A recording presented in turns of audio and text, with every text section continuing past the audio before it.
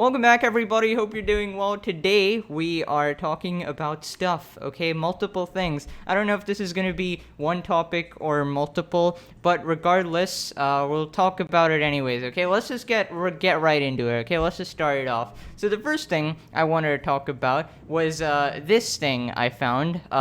My 9-year-old is a bit of a mansplainer. I didn't know this stuff was still going on in 2021. I thought we left it back in 2016 BuzzFeed days, but yeah, those misogynistic 9-year-olds, right? Now, honestly, I don't really care about this. There's always going to exist these, hyper feminists or something. I don't even like calling them that, whatever. But what annoyed me was the next thing they said. So they asked this question: how do I encourage his intellectual curiosity while helping him interact more appropriately with others? So at this point, you start to get a little bit of a hint of like, wait, what's actually going on here? Like, interact more appropriately? And then you see this next post, and it kind of all starts fitting together. My 9-year-old son Jason loves facts. Okay, pretty cool. He reads an old encyclopedia for fun. We limit internet access, okay dude, and has amassed an impressive knowledge base about obscure topics. We have been pretty upfront with Jason about when and where it's appropriate to share his wisdom. Not everyone wants to hear facts all the time.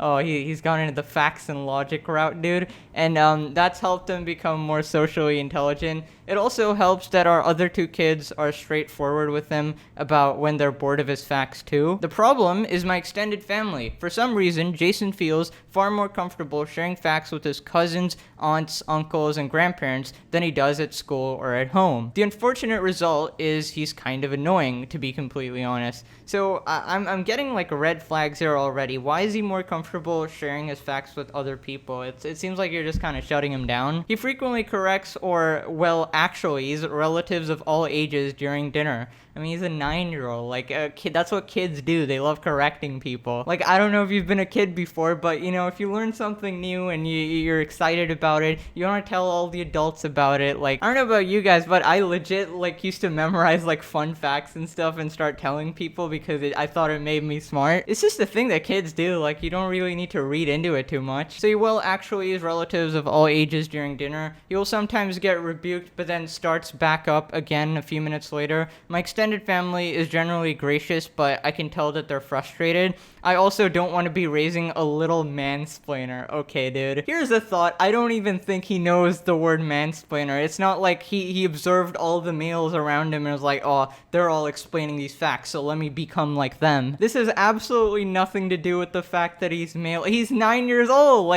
Goddamn. And then she asked, how do I encourage Jason's intellectual curiosity while helping him interact more appropriately with others? Well, starting off, don't discourage him and put him down when he tells you a fact. By posting this on the internet, you are pretty much doing the opposite of what you want to do. Also, after reading this, a bunch of people also concluding that he might be autistic. Now, honestly, I don't think this is enough information to judge. He could or he could not be. But honestly, I feel like if he was, this mom is just not equipped to handle the son at all. Because even if he's a normal child, just a little kind of hobby of his is just getting shut down here. I don't know, I just find it in a real poor case. Why you gotta rain on the little guy's parade and call him a mansplainer? No, a little mansplainer. Come on, he's your kid. Okay, so that was the first thing I wanted to talk about. Now, moving on to the next thing, there's this guy called Chad Johnson, and he feels the need to brag about his parenting and his 2.2 GPA. I don't know, 2.2 GPA was trending on Twitter. It's a pretty funny thing. Just take a look. So Chad Johnson says, Parenting 101, kids don't understand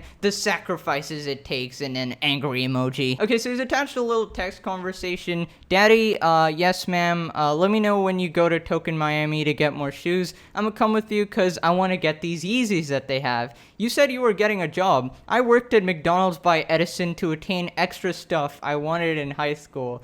When I finish school, I'm getting one. How I'm gonna get a job and I have school and track practice to attend throughout the day.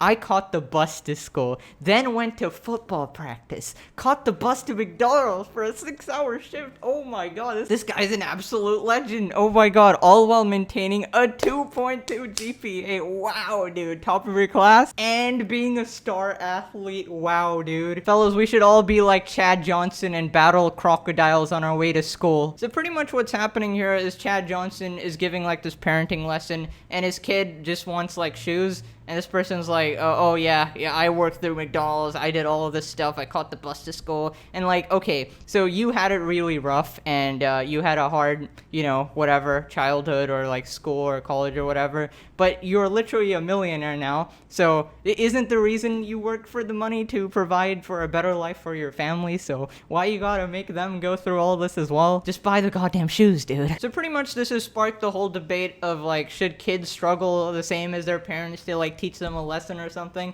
I find it ridiculous. Like, if I'm a millionaire, I'm gonna give my kids a pretty good life, okay? So this person says your kids shouldn't have to struggle the way you did. You have money now. This is 100% wrong. I deal with this all the time with parents. I ask them, what was your most defining moment in life? You have never asked that, okay? Don't be ridiculous. They name a challenge. I say, let your kid experience that. And they say, no, I protect them from that. Yet they expect their kid to resemble them. Let me just prove your argument is absolute garbage here. Like, okay, so the parents went through like crippling poverty for like a couple months, and it was just a horrible time of their life. They were on the street eating out of a trash can or whatever. You want the kids to experience that? And that was definitely the most challenging moment they've ever had in their life, obviously, right? So yeah, what, you want the kids to go through that? Like, obviously not. Sure, like the poverty or whatever must have taught them something, and sure, right? But honestly, if you ask them, would they rather just have a comfortable life? They'd say yes, right? I mean, you have the argument of, oh, I would never get here if I didn't get through the previous stuff, but like,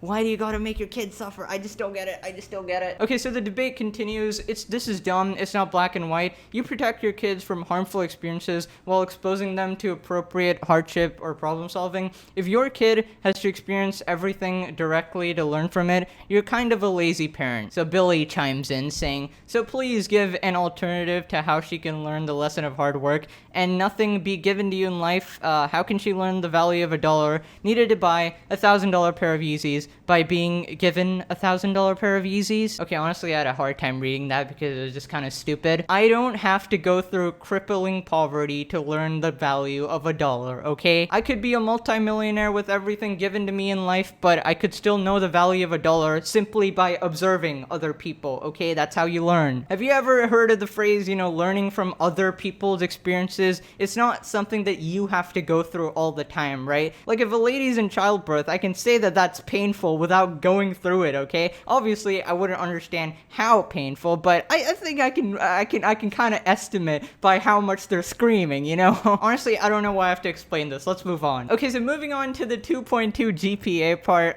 If you didn't know, the American system or whatever, most colleges require athletes to maintain a 2 to 2.5 minimum GPA. I'm pretty sure this is out of 5. Sometimes it's out of 4, but let's just say 5. And pretty much as long as you maintain above 2.0, you can stay in the college and you won't get kicked out, right? I think if you fall below it for like a term, they give you like probation. It depends on where you are, but they give you a warning, and if you do it again, you just get kicked out because you're clearly not studying. Now here's a little fun fact. Pegasus had a 1.95 GPA per term, so I was technically like placed on probation as well. So I can relate to Chad Johnson here, except I didn't have to drive to McDonald's and fight off alligators. Like, okay, I was just playing and making YouTube videos, okay? Usually people brag about higher grades, but honestly, I can kind of understand them because it's like, as long as you're staying in college, like, as long as you're passing, right, you're good. And I know you need like a high GPA for jobs, but that clearly wasn't his career path. This person says, imagine being rich and wanting your kid to indulge in the same struggles as you, especially since they don't need. I literally do not get this at all. Sure, my kid won't be coddled to the point where they can't even lift a finger, right? But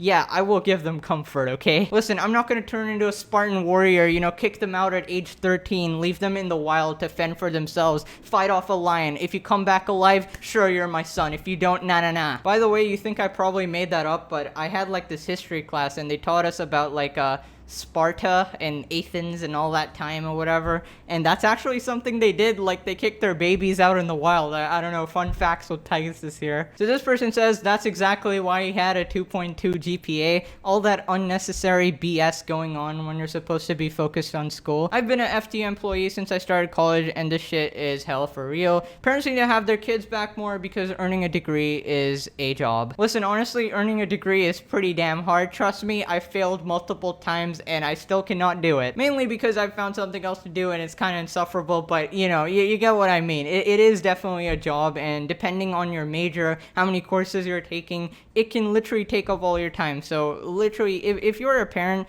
cut your kids some slack, you know. You don't need to make them fight. Okay, so somebody posted this meme. You will maintain a 2.2 GPA and work at McDonald's. This is what I tell myself every day in the morning, okay? Okay, so pretty much that was the second thing I wanted to talk about. And the last thing is that this thing you guys keep sending me. Like, this was in one of my recent videos, unless I didn't post it. I'm pretty sure I posted it. So, this is a post saying, siblings by chance, lovers by choice. Like, okay, I get it, you know, funny incest, haha. But I genuinely don't understand why you guys keep sending this to me as if, like straight up, like, 5 different people sent it to me as if, like, react to this. How do I react to this? I've already done it in a previous video. Like, okay, siblings by chance, lovers by choice. Is there, like, a video attached to this or something? I'm so confused. Nobody's linked anything. Okay, that's all I'm saying about this, okay? Anyways, boys and girls, that's about it. Hope you guys did enjoy. Smash the like button if you did. Subscribe if you're new. Thank you so much for watching, and I'll see you guys next time. Bye.